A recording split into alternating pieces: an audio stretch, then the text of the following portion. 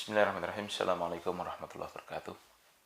Alhamdulillahi ala ihsanih wa syukrullahu ala taufiqi wa amdinani. Asyhadu an la ilaha illallah wa la syarika lahu ta'ziman li sya'nih. Wa asyhadu anna Muhammadan abduhu rasuluhu adda'i ila ridwanih. Allahumma shalli alaihi wa ala alihi wa sahbihi wa ikhwanih. Amma ba'd, tulab wa talibat KMI kelas 10 yang dimuliakan Allah Subhanahu wa taala. Alhamdulillah kita bisa melanjutkan kembali pelajaran kita. Dan sekarang kita langsung saja ya. Kita sampai di halaman 42 dari kitab yang sedang kita pelajari, Syarah Thalathatul Usul ya, karya Syekh Muhammad bin Abdul Wahhab rahimahullah ta'ala. Qala al-muallifu rahimahullah ta'ala, fa idza qila laka mal usulu thalathatul lati yajibu 'alal insani ma'rifatuha. Jika dikatakan kepadamu, apa tiga landasan pokok yang wajib diketahui oleh setiap manusia? Faqul, maka katakan, ma'rifatul abdi rabbahu wa dinahu wa nabiyahu Muhammadan sallallahu alaihi wasallam. Tiga landasan pokok yang harus diketahui setiap manusia itu adalah seorang hamba mengenal Tuhannya. Lalu yang kedua mengenal agamanya, dan yang ketiga mengenal nabinya Muhammad sallallahu alaihi wasallam. Kita baca penjelasan dari Syekh Utsaimin. Al-aslu jam'u aslin. Al-usulu jam'u aslin. Kalimat usul, tiga usul ya, tiga landasan utama yang harus dipahami oleh setiap manusia ya, itu jamak dari kalimat asal secara bahasa Arab. Maknanya wa huwa ma yubna alaihi ghairuhu. Maknanya adalah apa yang dibangun di atasnya itu selainnya. Ya, jadi dia jadi pokok, dibangun di atasnya selainnya. Ya. Wa min dzalika aslul jidar wa huwa asasuhu. Ya, termasuk ataupun di antara penjelasannya, contohnya, di antara contohnya adalah kalimat aslul jidar. Pokok dari tembok, pokok dari sebuah bangunan. Apa itu? Ya pondasinya. Pondasi yang di situ dibangun di atasnya bangunan itu, tembok. Lalu wa aslul syajaratil ladzi yatafarra'u minhul aghsanu. Ya, contoh lagi yang berikutnya adalah aslul syajarah. Pokok dari sebuah tumbuhan yang akan tumbuh di atas pokok tersebut ya, ranting-ranting, dahan dan sebagainya. Nah jadi kalimat usul ini bermakna pondasi, sesuatu yang menjadi dasar yang akan terbangun di atasnya selainnya. Nah demikian pula usul dalam masalah akidah ini ya. Dalam masalah keyakinan ini ya, pondasi keyakinan inilah yang akan menentukan baik atau buruknya bangunan agama seseorang. Jika pondasinya benar, agamanya benar. Tapi jika pondasi keyakinannya ini salah, agamanya bubrah. Begitu. Taib qala Allah Ta'ala, Allah mengatakan tentang pemakaian asul tadi ya. Alam tara kaifa daraballahu mathalan kalimatan thayyibatan kasyajaratin thayyibatin asluha thabitun wa far'uha fis sama. Tidakkah kau lihat bagaimana Allah Subhanahu wa taala memberikan permisalan tentang kalimat yang baik. Itu seperti pohon yang baik ya, pohon yang kokoh ini. Bagaimana itu? Asalnya, pokok dari pohon itu tertancap kuat, sabit menghujam, tertancap kuat, ya, kokoh, wa far'uha fis sama. Ya, sedangkan apa? Cabang-cabangnya berada di langit. Itulah ya, pemakaian kalimat asal dalam ayat yang menunjukkan pohon yang baik itu seperti itu. Ya.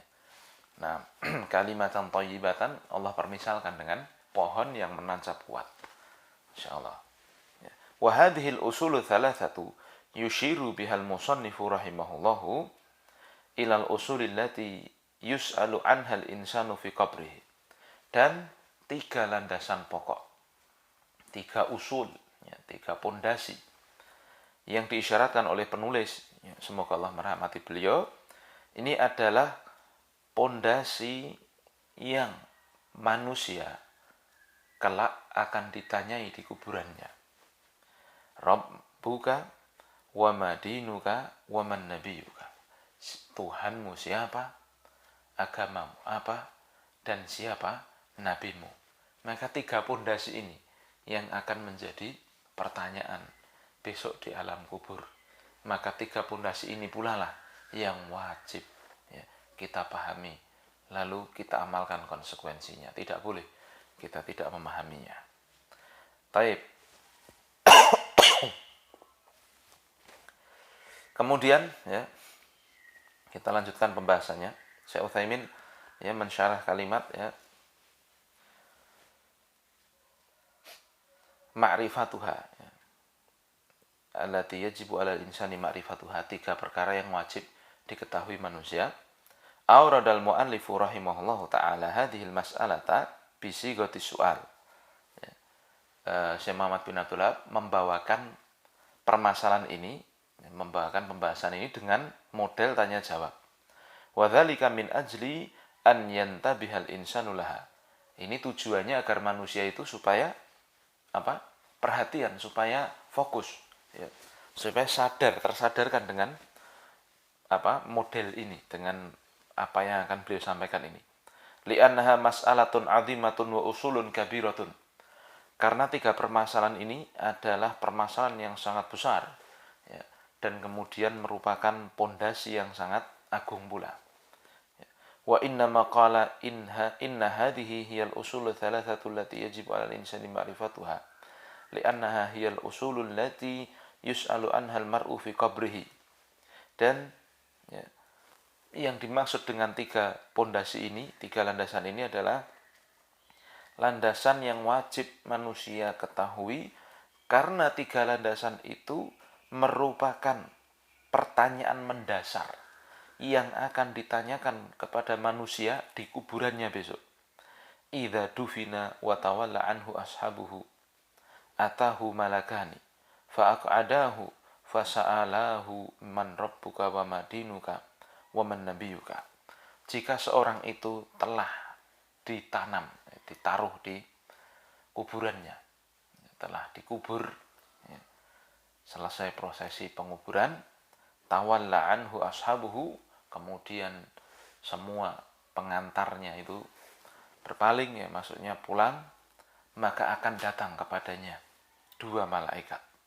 Lalu 2 malaikat itu mendudukkannya. Kemudian 2 malaikat itu bertanya kepadanya, siapa Tuhanmu, apa agamamu, dan siapa nabimu. Fa'ammal mu'minu fayaqulu rabbi Allah wa dinil Islam wa nabi Muhammad sallallahu alaihi wasallam. Adapun seorang mukmin, dia akan bisa menjawab. Dia akan menjawab, Tuhanku adalah Allah, agamaku adalah Islam, nabiku adalah Muhammad sallallahu alaihi wasallam. Wa ammal murtabu awil munafiqu fayaqulu ha la adri sami'tu an-nasa yaquluna syai'an faqultuhu. Adapun orang munafik, adapun orang yang ragu, orang yang kafir dan orang munafik, mereka akan berkata ya, yang orang yang kafir akan berkata, la adri, aku tidak tahu siapa itu, kan begitu. Jadi raison jawab pertanyaan ini. Adapun orang munafik, dia akan mengatakan, sami'tu an-nasa yaquluna syai'an faqultuhu. Aku dengar manusia mengucapkan suatu, aku ikut-ikutan aja mengatakan itu. Nah, ini jawaban yang sangat mengerikan ya, karena setelahnya konsekuensinya ya, disebutkan dalam sebuah hadits yang sangat panjang bahwa dia akan dipukul oleh malaikat karena tidak bisa jawab itu ya. Yang seandainya ya, alat pemukulnya itu dipukulkan ke gunung, hancurlah gunung itu, masya Allah ya. Jadi akan disiksa setelahnya jika tidak bisa jawab. Jika bisa jawab ya, akan mendapatkan yang dinamakan dengan nikmat kubur. Baik, kita lanjutkan. Kata Syekh Muhammad bin Abdul Wahab, ya, faqul ma'rifatul abdi rabbahu. 3 permasalahan pokok yang harus kita pahami. Yang pertama, ya, maka adalah seorang hamba itu mengenal Tuhannya. Ma'rifatullahi takunu bi asbabin. Mengenal Allah ini bisa dilakukan dengan beberapa sebab. Minha an-nadharu wa tafakkuru fi makhluqatihi azza wa jalla. Cara yang pertama, kata Syekh Utsaimin, tolong kasih garis bawah ya, adalah melihat dan memikirkan tentang ciptaannya azza wa jalla. Tolong kasih garis bawah ya. Fa inna dzalika yuaddi ila ma'rifatihi wa ma'rifati 'azimi sultanihi wa tamami qudratihi. Karena mengenal Allah Subhanahu wa taala melalui cara melihat makhluk, memikirkan makhluknya ini. Jadi kita lihat makhluk-makhluk yang ada begitu. Ini akan membuat pengenalan yang sangat ya, membuat pengenalan. Ya, kita akan bisa mengakui keagungan kekuasaan Allah Subhanahu wa taala dan sempurnanya kudrah, kemampuan Allah Subhanahu wa taala dalam menciptakan segala sesuatu. Ya, jika kita melihat ciptaan Allah, contoh ini gampang. Saya contohkan, kita lihat gunung. Ya. Maka ketika kita melihat gunung, kita akan bisa mengetahui besarnya kekuasaan Allah dan kemampuan Allah Subhanahu wa taala. Siapa yang bisa menciptakan ya, kayak di Gunung Lawu mungkin ya kalau di Solo. Ya, kayak seolah-olah tumpukan tanah begitu, tapi dibangun nih hotel sampai 5 lantai loh itu. Kuat. Ya. Dikasih jalan, dikasih apa semua itu. Struktur tanahnya itu luar biasa kuatnya. Nah, siapa yang bisa bikin tumpukan seperti itu? Masya Allah. Ya, seperti gunung itu. Kita lihat lautan, siapa yang bisa bikin bergaram? Kok lautan itu kok ada garamnya? Maka ketika kita melihat ini semua, otomatis kita akan memikirkan yang menciptakan. Begitu ya. Kita akan memikirkan agungnya sang penciptanya, besarnya kemampuan sang penciptanya. Nah, dan juga kita akan mengenal hikmah Allah Subhanahu wa taala dan juga kasih sayangnya. Ketika kita mau untuk merenungi ciptaan-ciptaannya, kita melihat hujan misalkan, ini hikmah Allah, ini kasih sayang Allah. Coba tidak ada hujan, ya. Bagaimana manusia? Seperti di Afrika mungkin ya, yang hujannya mungkin hanya setahun sekali. Ya.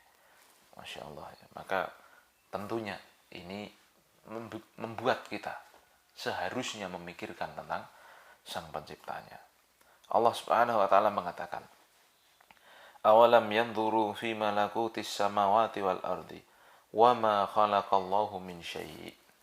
Allah ya, memerintahkan kita untuk mengenal Allah dengan cara ini, melihat ke makhluknya. Di antaranya Allah mengatakan dalam surat Al-A'raf ayat 185, tidakkah mereka melihat kepada langit, pada kekuasaan Allah yang ada di langit ya, dan bumi, dan apa yang Allah ciptakan dari segala sesuatu. Ya, apakah mereka tidak melihat langit, melihat bumi dan segala ciptaan Allah Subhanahu wa taala? Ya, kita diminta untuk memperhatikannya. Allah juga mengatakan, "Qul innama a'idzukum biwahidatin an taqumu lillahi mathna wa furada thumma tatafakkaru." Katakan, ya, hanyalah aku memberi mau'idhah, memberi peringatan kepada kalian dengan satu perkara, agar kalian itu berdiri untuk menyembah Allah Subhanahu wa taala ya, baik dengan berdua maupun satu-satu maupun sendiri-sendiri ya. Kemudian kalian bertafakur, kemudian kalian memikirkan tentang penciptaan Allah Subhanahu wa taala, tentang penciptaan makhluk yang Allah Subhanahu wa taala lakukan ya. Nah, jadi di ayat ini jelas sekali kita diminta oleh Allah untuk bertafakur ya, memikirkan ciptaan Allah Subhanahu wa taala agar kita tahu, agar kita kenal yang menciptanya. Wa qala ta'ala, inna fi khalqis samawati wal ardi wa ikhtilafil laili wan nahari la ayatin li ulil albab. Sungguh dalam penciptaan langit dan bumi dan silih bergantinya malam dan siang itu ada tanda kekuasaan Allah Subhanahu wa taala bagi orang-orang yang memiliki akal.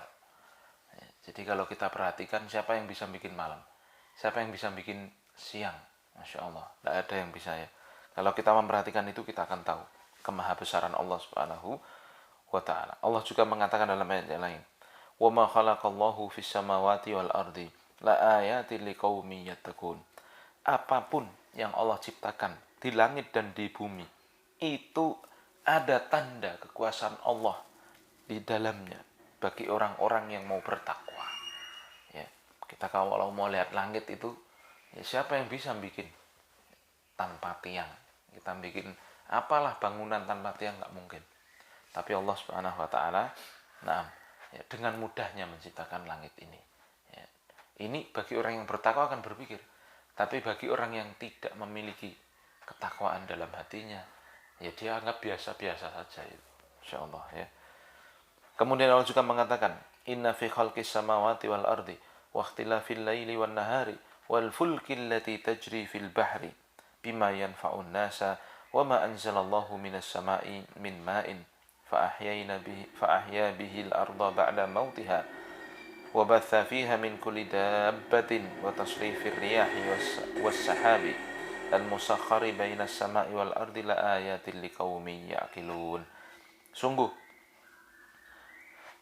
dalam penciptaan langit dan bumi dan silih bergantinya malam dan siang dan juga bahtera, yaitu perahu yang berjalan, ya, di lautan dengan apa yang bisa memberi manfaat kepada manusia dan apa yang Allah turunkan dari langit, ya, dari air, yang dengan air tersebut Allah menghidupkan bumi yang tadinya mati, ya, dan Allah Subhanahu Wa Taala, ya, batha fiha min kulli dabbah, ya, Allah Subhanahu Wa Taala yang membuat, ya, seluruh yang bisa merayap, maksudnya seluruh makhluk yang ada di bumi ini Allah buat mereka bisa batha yabuthu, tersebar, bisa bergerak ke sana kemari, ya. Wa tasrifir riyahi, ya, dan juga pengaturan angin, ya. Was sahab, dan juga awan, al-musakhkhar, ya, yang angin dan juga awan itu, ya, tunduk kepada ketentuan Allah Subhanahu Wa Taala, bainas sama'i wal ardi, yang angin dan juga dan awan yang ada di antara langit dan bumi yang itu tunduk kepada ketentuan Allah yang diatur, ya, itu semua ada tanda kekuasaan Allah bagi kaum yang memiliki akal. Surat Al-Baqarah, ya, ayat 164. Ya. Ini diantara sebab, ya, kita bisa mengenal Allah, yaitu dengan bertafakur, melihat ciptaannya. Ini yang pertama.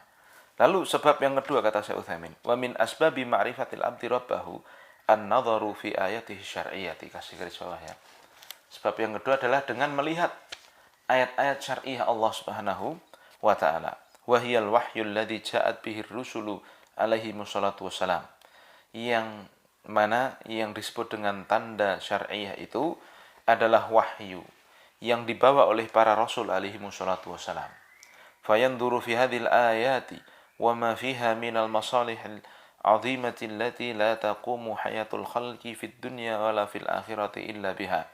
Maka seorang, ya, melihat kepada tanda-tanda syariah ini, kepada Al-Quran, ya, yang, ya, di dalamnya mengandung kemaslahatan yang sangat agung, yang kehidupan manusia dan kehidupan seluruh makhluk, ya, baik di dunia maupun di akhirat tidak akan tegak, tidak akan baik kecuali dengan Al-Quran itu.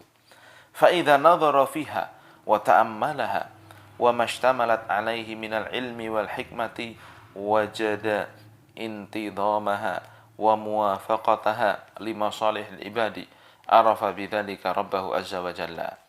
Maka jika seorang bisa melihat apa yang ada di dalam kitab Allah, ya, memperhatikan apa yang ada dalam kitab Allah dan apa yang dikandung dari ilmu dan hikmah, maka seorang, ya, akan mendapati bahwa apa yang ada di dalam Al-Quran, apa yang ada di dalam kitab Allah itu, ya, itu sangat teratur dan sangat sesuai dengan kebaikan hamba-hamba, ya, sepanjang masa.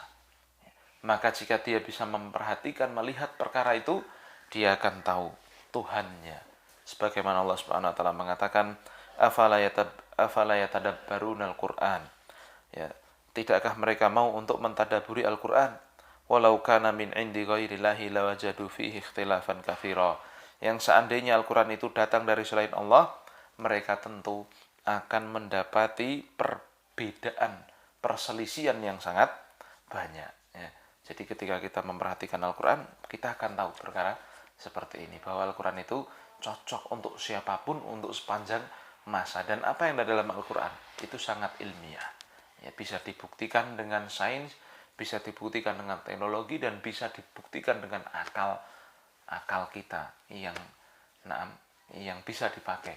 Nah, maka ketika kita melihat dua tanda kekuasaan Allah, ya, tanda kauniyah dan tanda syariah ini, kita akan kenal Allah Subhanahu wa taala. Ya. Lalu yang ketiga, cara mengenal Allah yang ketiga, kata Syekh Utsaimin, beliau tambahkan, wa minha ma yulqillahu azza wa jalla fi qalbil mu'min min ma'rifatillahi subhanahu wa ta'ala.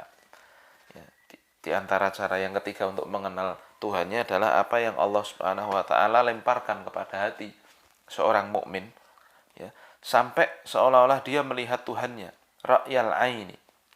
Ya, seperti dia melihat dengan mata kepalanya. Qala Nabi sallallahu alaihi wasallam, Nabi mengatakan tentang perkara itu, hina sa'alahu Jibril mal ihsan. Ketika ditanyai Jibril apa itu ihsan, maka Nabi menjawab, anta abudallaha ka'annaka tarahu, fa in lam takun tarahu fa innahu yaraka. Engkau menyembah Allah seakan-akan engkau melihatnya. Kalau engkau enggak mampu itu, maka yakinlah Allah yang melihatmu. Ya, jadi ini maksudnya bukan kemudian kita bisa melihat Allah beneran begitu. Tidak ada ya yang di dunia ini bisa melihat Allah. Nabi pun tidak bisa.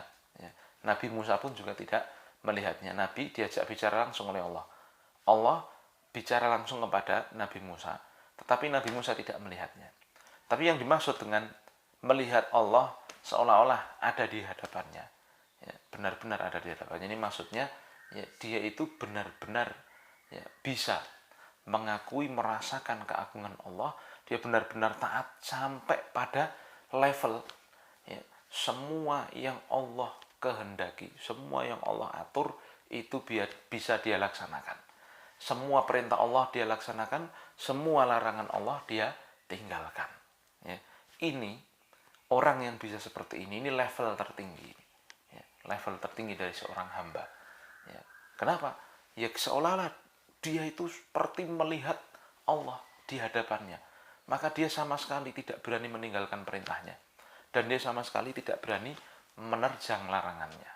Ya, saya contohkan gambaran gampangnya. Jika ada seorang, ya, Pak Presiden misalkan datang ke pondok kita misalkan, lalu Pak Presiden bilang jangan ada yang berani, misalkan loh ya, jangan ada yang berani merobek bendera merah putih, ini cuma misal ya. Nah, lalu ketika kita yakin, ya, wah, Pak Presiden ini ngomong perkara ini berarti penting sekali. Kira-kira ada enggak di antara orang yang hadir itu kemudian berani melakukan perbuatan yang dilarang itu? Ya, pastinya kan tidak. Kenapa? Karena terus apa yang diucapkan tadi seolah-olah ada di hadapannya. Maka dia jadikan, ya, perintah itu perkara yang sangat agung. Seolah-olah walaupun presiden wis mulih, dia akan jaga terus, ya, wasiatnya itu. Seolah-olah presidennya itu terus ada. Nah, sedemikian pula orang yang merasa melihat Allah Subhanahu wa taala. Ini maksudnya dia bisa 100% dalam tanda kutipnya, 100% menjalankan apa yang Allah perintahkan dan menjauhi larangan Allah seperti dia melihat Allah Subhanahu wa taala. Kalau tidak bisa begitu, dia yakin Allah melihatnya. Jadi dia nggak akan neko-neko pula. Nah, ini yang namanya ihsan. Ya. Kemudian, ya, perkara yang berikutnya yang wajib kita ketahui adalah mengenal agama. Ya. Wadinahum. Kata Syekh Utsaimin rahimahullah taala, ay ma'rifatul asli tsani wa huwa dinahul ladzi kullifal amalu bihi.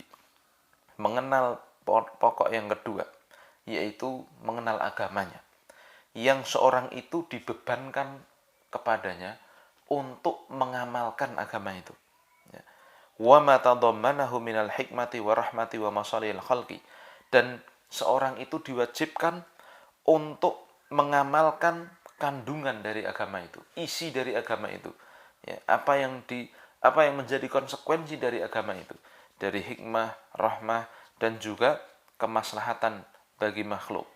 Wa dar'il mafasidi anha, ya, dan konsekuensi dari mengamalkan agama itu, ya, adalah ini diantaranya mencegah mafsadat dari semua makhluk ini. Wa dinul Islam min man ta'ammalahu haqqa ta'ammuli ta'ammulan mubayyinan 'alal kitabi wa sunnati. Ta'ammulan mabniyan 'alal kitabi wa sunnati arafa annahu dinul haq wa annahu dinul ladzi la taqumu masalihul khalqi illa bih. Dan agama Islam yang wajib kita amalkan, kita ketahui hikmahnya, ya, kita sadar kalau itu rahmat dari Allah, itu mengandung maslahat bagi hamba, dan juga agama Islam ini darul mafasid, ya, mencegah kejelekan jika kita amalkan. Semua unsur agama Islam ini mencegah kejelekan jika kita amalkan, ya, maka ini adalah agama Islam yang harus kita amalkan. Dan siapa yang memperhatikan, ya, agama Islam ini dengan perhatian yang dibangun di atas Al-Quran dan Sunnah, maka dia pasti akan tahu bahwa agama Islam itu adalah agama yang benar, agama yang tidak akan tegak kebaikan makhluk kecuali dengannya, ya. Wala yanbaghi an nuqisal islama bima alaihil muslimun al-yaum, dan kita tidak pantas untuk mengkiaskan Islam, ya, untuk memisalkan Islam itu dengan apa yang ada di atasnya para muslimin hari ini, ya. Fa innal muslimina qad farratu fi asya'a katsiratin wartakabu mahadhira 'azimatan, ya.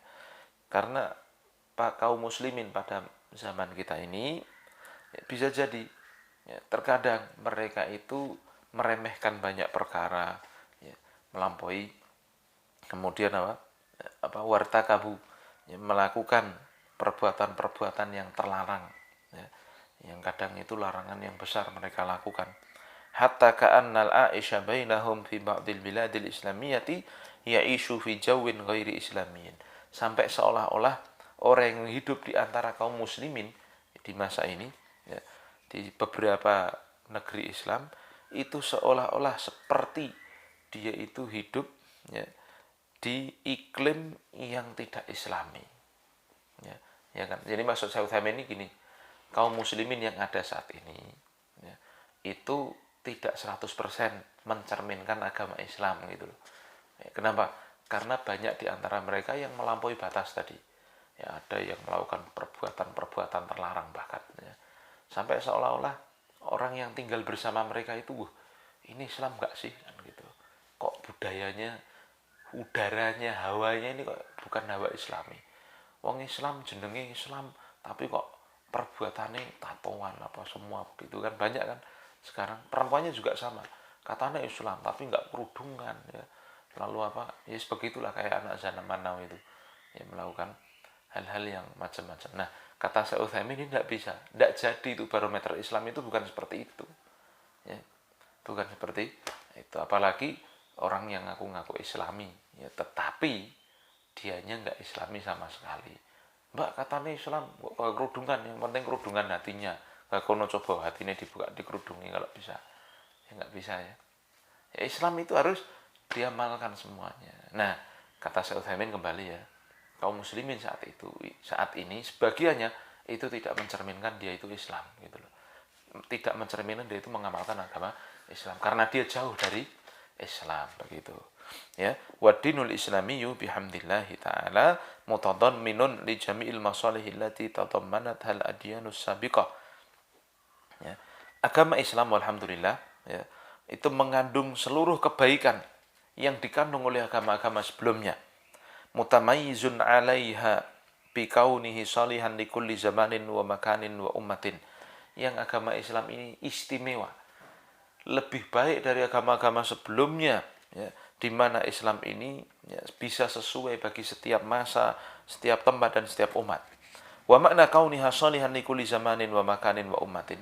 Dan makna bahwa Islam itu sesuai bagi setiap zaman, tempat dan waktu, ya, setiap umat, ya, anna tamassuka bihi la yunafi masalihal ummati fi ayyi zamanin wa makanin wa ummatin. Tolong kasih garis bawah ya.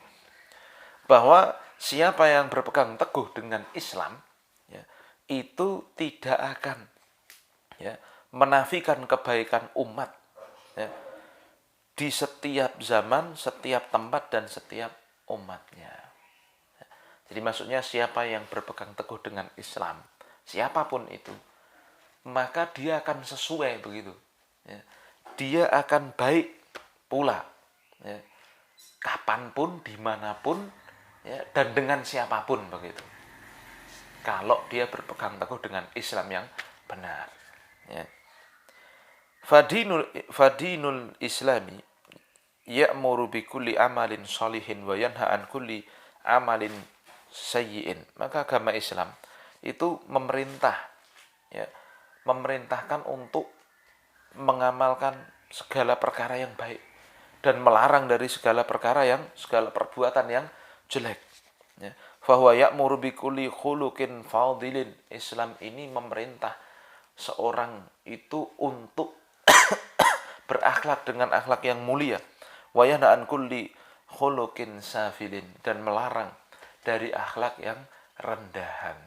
Ya, jadi kalau maknanya begini, kalau kita amalkan Islam, kita itu akan baik dimanapun, kapanpun, dan ketemu siapapun itu kita akan baik. Kalau kita mengamalkan Islam, ini agama yang harus kita pegangi. Lalu yang ketiga, pondasi yang ketiga, ya, adalah mengenal Nabi Muhammad SAW. Ya, hadza huwal aslu tsalits. Ini adalah pondasi yang ketiga, wa huwa ma'rifatul insani nabiyahu Muhammadan sallallahu alaihi wasallam, yaitu mengenal Nabi Muhammad sallallahu alaihi wasallam. Wa tahassala wa tahsulu bi dirasati hayati Nabi sallallahu alaihi wasallam wa ma kana alaihi minal ibadati wal akhlaqi wad da'wati ila Allah azza wa jalla wal jihadi fi sabilih wa ghairi dzalika min jawanib hayatihi alaihi salatu wasalam. Dan mengenal Nabi ini bisa diperoleh dengan cara belajar. Tolong kasih garis bawah ya, belajar. Ya, penting sekali ini. Kalimat belajar itu kasih garis bawah. Cara kenal Nabi itu ya belajar, mempelajari kehidupan Nabi SAW, ya, dan apa yang ada di atasnya.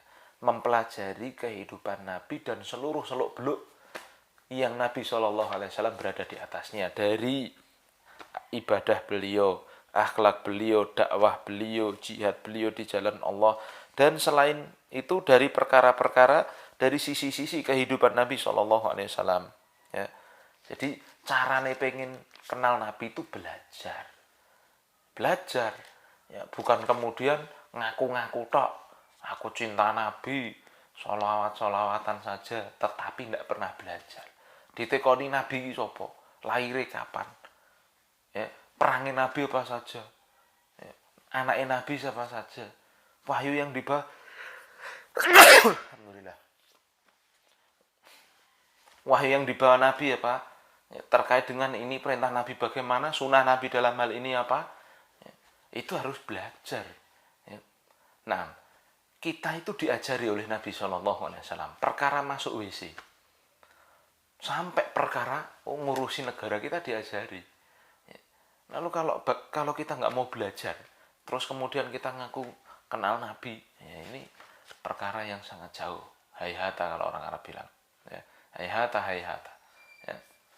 Jadi kalau mau tahu semua seluk-beluk tentang Nabi harus belajar. Ya, makanya sampai orang Yahudi itu, ya, heran, ya. Lalu dia tanya kepada Salman Al-Farisi, saking komplitnya ilmu yang diajarkan oleh Nabi.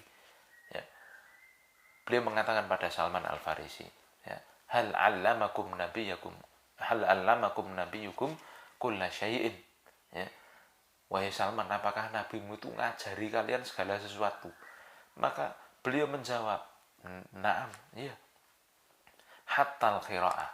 Nabi kita itu, Nabi Muhammad itu ngajari segala sesuatu sampai perkara masuk WC. Urusan buang air besar, air kecil, ya, di toilet itu Nabi ajari bicarane. Lalu beliau jelaskan itu, kita tidak boleh menghadap kiblat, ya. Kita tidak boleh cebok dengan tangan kanan, ya, di dalam hadits itu, ya. Ini bayangkan urusan sepertinya diatur Islam, ya, Masya Allah, ya. apalagi urusan-urusan besar. Nah, ini semua tidak bisa kita dapati tanpa belajar. Apalagi mimpi. Apalagi mimpi kok bisa pinter itu mimpi nih setan ya. Pinter ala setan, bukan pinter ala Islam. Imam Bukhari itu pengen pinter ya belajar ngapalke. Imam Syafi'i pengen pinter ya belajar ngapalke. Orang kemudian turu dari wali, ngerti-ngerti pinter. Nah, ini wali setan, bukan wali Allah. Paham ya?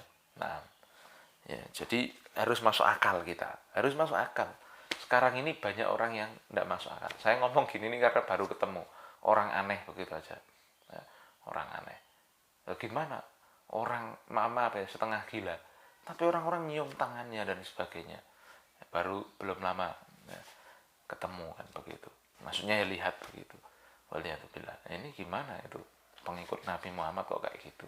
Makanya di yang kedua tadi Syekh Utsaimin bilang ya, kaum muslimin zaman sekarang itu kadang nggak mencerminkan Islam gitu. Ya karena perkara-perkara yang tidak masuk akal. Maka saya tadi nyuruh garis bawah, kalau pengen kenal Nabi, di garis bawah itu belajar. Paham ya? Walihada yanbaghi likulli insanin yuridu an yazdada ma'rifatuhu binabihi wa imanan bihi an yutali'a min siratihi ma tayassara fi harbihi ya wa silmihi wa shiddatihi wa rakhaihi wa jami' ahwalihi. Nas'alullah azza wa jalla an yaj'alana minal muttabi'ina li rasulih sallallahu alaihi wasallam batinan wa zahira wa an yatawaffana ala dhalika innahu waliyul qadiru alaihi wal qadiru alaihi. Oleh sebab itu, maka seharusnya setiap manusia yang ingin bertambah pengenalannya terhadap Nabi, ingin bertambah keimanannya, maka dia hendaknya mempelajari, mentelaah ya, kisah hidupnya Nabi Muhammad ya.